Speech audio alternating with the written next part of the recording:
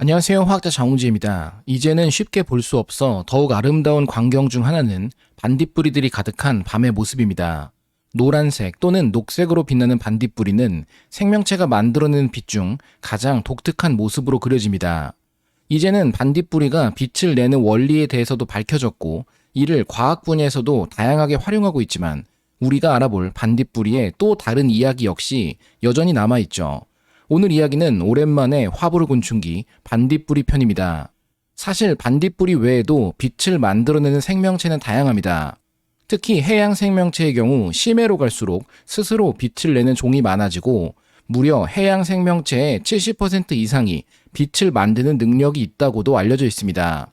생물 발광 혹은 생체 발광이라 불리는 화학 반응에 의한 현상인데, 반딧불이만큼이나 아름다운 광경으로 묘사되는 것은 어두운 밤 해안가에서 야광충이 만들어내는 푸른색 물결입니다. 씨스파클이라 불리는 현상으로 녹틸루카 스킨틸리안스를 비롯한 야광충들의 생물 발광 현상이죠. 먼저 야광충의 생물 발광 메커니즘을 살펴보겠습니다. 생물 발광이 시작되는 혹은 강하게 발현되는 자극이 몇 가지 있지만, 가장 기본적인 형태는 외부로부터의 기계적 반응에 따른 생체 내에서의 화학 반응의 시작입니다. 기계적 자극이 신호가 되어 세포 외부에서 내부로 전달된 후 물리신호는 액포막의 전기 신호로 변환됩니다. 이를 통해 세포 내부 공급원뿐만 아니라 외부 배지로부터 세포질 내의 칼슘 이온 농도가 연쇄적으로 증가합니다. 변화한 양이온 농도는 인간의 신경 자극 전달과 마찬가지로 탈분극을 일으켜 활동 전이가 생성되죠. 활동 전이의 흐름 중 하나가 액포 안으로 유입되면 섬광막을 가로질러 활동 전이가 이동할 수 있습니다. 이로 인해 전압 개폐 양성자 채널이 활성화되며 산성 액포로부터 내부로의 양성자의 유입은 내부 pH를 빠르게 감소시키며 생물 발광이 시작됩니다. 산성도 변화는 발광작용의 핵심인 루시페린을 결합 단백질로부터 분리시켜 활성화 가능한 형태로 변화시키며, 효소작용을 위한 루시퍼레이스 역시 산성 환경에 의해 활성화되어 산소와의 결합과 푸른 빛의 발생을 일으킵니다. 이처럼 대부분의 화학 발광의 핵심은 루시페린이라는 화학물질이 산소와 결합해 옥시루시페린으로 변화하는 결과이며, 이를 빠르게 진행시키기 위해 루시퍼레이즈라는 효소가 역할합니다. 루시페린은 기능이 밝혀진 후 실험 용도로 활용되기 위해 이제는 원활하게 보급되는 화학물질 중 하나입니다. 하지만 우리가 구입하는 대부분의 루시페린은 반딧불이가 사용하는 것과 동일한 디루시페린이며, 그 외 다른 생명체들은 각각 조금씩 다른 구조의 루시페린을 사용합니다. 예를 들어 앞서 살펴본 야광충의 경우에는 와편모충이라는 구분으로 세분화해 볼 수 있는데, 와편모충의 루시페린은 여러 개의 고리가 연결되어 있는 커다란 구조인 디노플라겔레타 루시페린이라 구분됩니다. 흡사 반딧불이와 같은 형상으로 바다에서 푸른색 선형 궤적을 그리는 생명체는 갯반디라 불리는 종입니다. 이들이 사용하는 루시페린은 바르굴린이라고도 불리는 갯반디 루시페린으로 푸른색을 만들 수 있는 분자입니다. 가장 널리 사용되는 반딧불이의 경우 종의 이름 그대로 반딧불이 루시페린이라 불리는 다음과 같은 형태의 분자입니다. 루시페린이 빛을 내는 과정은 화학이나 생명과학 과목에서 간단히 배우는 경우가 많습니다. 앞서 간략화된 화학 반응식에 따라 표현되었듯 루시퍼레이즈가 루시페린을 옥시루시페린으로 변화시키는 단일 단계 반응으로 오해되는 경우가 많지만, 이는 반응물과 최종 생성물만을 그려둔 일종의 축약된 표현이며 생체 반응인 만큼 그리 간단할 리가 없습니다.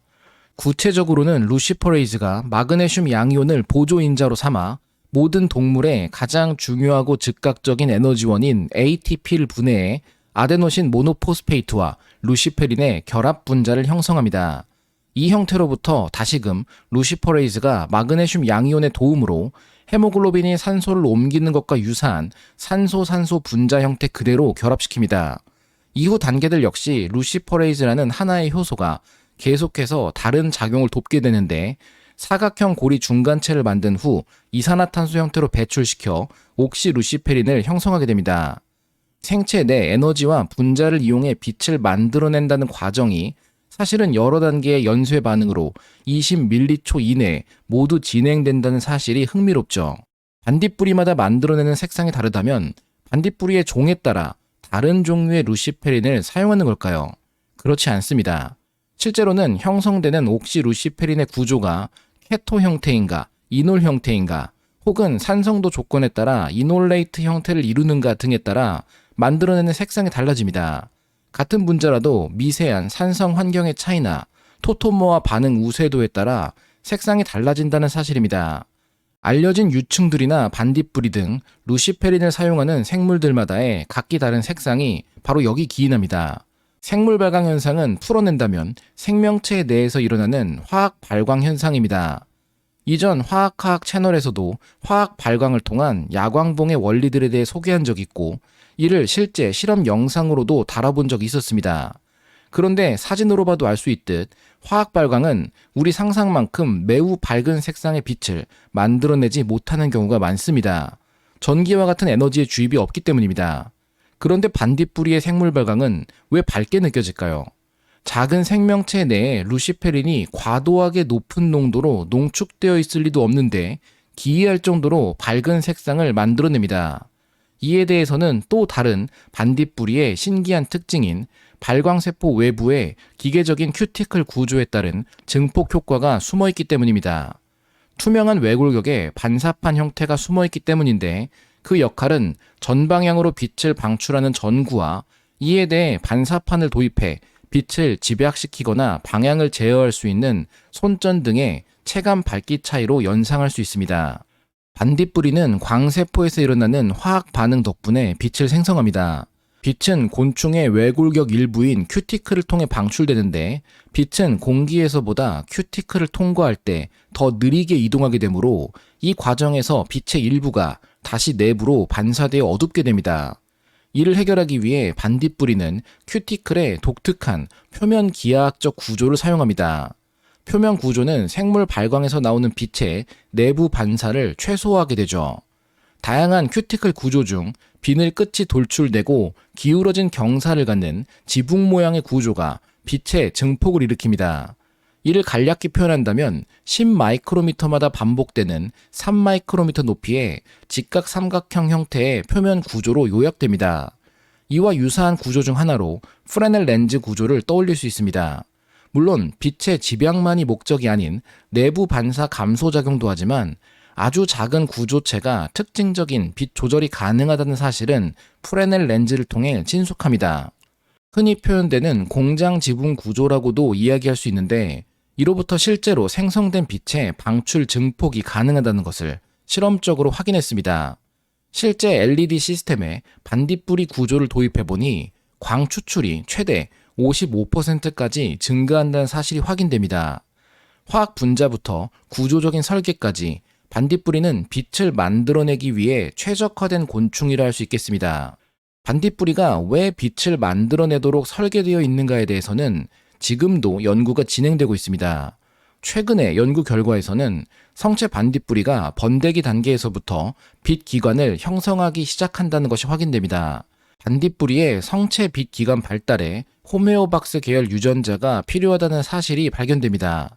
이를 위한 호메오박스 전사 인자를 확인하며 유력한 6개의 유전자 후보군을 파악하게 되는데 실제 수컷과 암컷 반딧불이의 발생 과정에서 유전자 녹다운을 각각의 위치에 대해 시행한 결과 ALABD-B와 ALUNC4의 두 곳에서 성체 빛 기관과 생물 발광 발달을 조절한다는 사실이 확인될 수 있었습니다. 이 부분의 발현을 방해하면 미발달되거나 발광 특성이 사라진 기관으로 분화하게 됩니다. 물론 이 외에도 이들 기관은 앞서 살펴본 것과 같이 큐티클의 투명도를 제어하거나 퍼옥시좀의 기형이나 잘못된 위치 지정 등 매우 복합적으로 빛을 만들어낸다는 하나의 작용을 위해 협력하고 있습니다. 가장 본질적인 화학 분자에 대한 이야기를 조금 더 깊게 들어가 본다면 역시나 핵심은 루시페린입니다. 반딧불이 루시페린의 구조와 역할은 대부분 규명되었습니다. 예를 들어 붉은색으로 표현된 오른쪽의 구조는 사이아졸린이라는 고리 구조에 해당하는데 반딧불이 루시페린의 자연적 구조로서 기능하기 위해서는 반드시 보존되어야만 하는 조작이 불가능한 부분입니다. 이와 연결된 푸른색의 벤조사이아졸 고리는 두 개의 고리 구조가 결합되어 있어 자체적인 특이성이 낮지만 추가적인 구조 조작이 가능한 네 위치가 존재합니다. 각각 4'부터 7'까지의 자리 중 4번, 5번, 7번 자리에 대해서는 정확한 조절 방식이 확인되지 않았습니다. 하지만 6' 자리에는 전자를 끌어당겨 높은 에너지 밀도를 갖는 작용기가 포함되어 있을수록 더 밝은 색상을 만들어낼 수 있음이 확인됩니다. 구조적 특성이 확인된 후 수많은 루시페린 분자들이 개발되고 있습니다. 구조에 따라 다른 파장의 빛을 만들어낼 수도 있으며 예시로 든 구조들 외에도 수십 가지 이상의 반딧불이 루시페린 개량 분자들이 탄생했습니다. 루시페린이 효소에 의해 옥시 루시페린이 되며 빛을 발생시킨 다음에는 어떻게 될까요? 특정한 다른 화학 반응으로 처음의 형태로 되돌리기에는 에너지 낭비가 너무 큽니다. 루시페린은 반딧불이 체내에서 생합성됩니다. 시작 물질이 하이드로퀴논 그리고 아미노산의 일종인 시스테인인 만큼 원재료의 보급이 원활하며 체내에서 합성해 루시페린을 충당하는 것이 더 효율적입니다. 그보다 재미있는 또 다른 분자는 콜레스테롤부터 생합성되어 반딧불이의 핵심 물질 중 하나로 사용되는 루시부파긴입니다. 반딧불이의 무기는 무엇인가를 생각해 볼 수 있는 분자죠. 앞서 살펴본 또 다른 생물 발광 플랑크톤인 야광충의 경우에도 유사한 기능이 있습니다. 유리 바이알에 넣어둔 야광충에게 천적의 분비 물질을 1나노몰롱도 정도로 인위적으로 넣어준 경우 만들어내는 빛이 더 밝아진 모습을 확인할 수 있습니다. 동물성 플랑크톤인 요강류는 야광충을 잡아먹을 수 있는 천적에 해당하는데 이들은 코페포다마이드라는 분자를 주위로 분비합니다. 파란색 구조 부분은 타우린이며 타우린이 지방산 구조와 아마이드 결합을 통해 연결된 분자가 바로 코페포다마이드입니다. 코페포다마이드는 야광충이나 어패류 등에게 천적의 위험물질로 여겨지는데 이것에 노출되면 빛을 만들어내는 것 외에도 독을 만드는 기능이 활발하게 작동합니다. 어패류의 마비독 중 하나인 삭시톡신이 생합성되며 이를 통해 자기 보호를 시작합니다. 실제로 묶어 고정해둔 요강류에게 와편무충 세포를 잡아먹도록 유도했을 때 삭시톡신을 합성한 먹이에 대해서는 요강류조차 세포 독성을 감지하고 섭취하지 않습니다. 반딧불이의 독이 바로 앞서 봤던 루시부파긴입니다.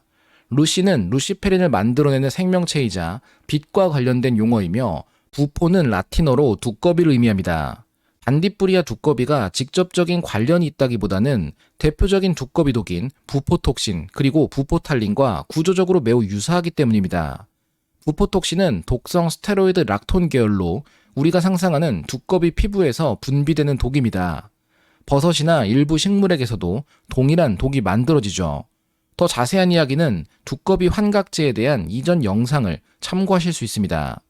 부포탈린은 심장 독성 스테로이드 물질에 해당하는데 강심 효과가 있어 한약재로 사용되는 두꺼비 물질이 바로 부포탈린입니다. 용법이 조금 복잡하고 검증할 게 많겠지만 반딧불이를 이용해 한약재를 만드는 것도 충분히 가능성이 있지 않을까요? 하나 더 재미있는 점은 모든 반딧불이가 루시부파긴을 합성할 수 있는 것은 아닙니다.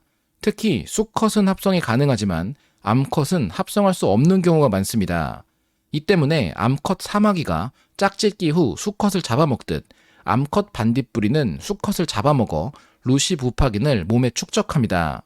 실제로 많은 동족 포식을 한 반딧불이일수록 거미를 비롯한 포식자가 아예 잡아먹지 않는 현상이 확인되기도 합니다. 마지막으로 여러분이 가장 궁금해할 이야기, 반딧불이를 먹으면 무슨 맛일까요?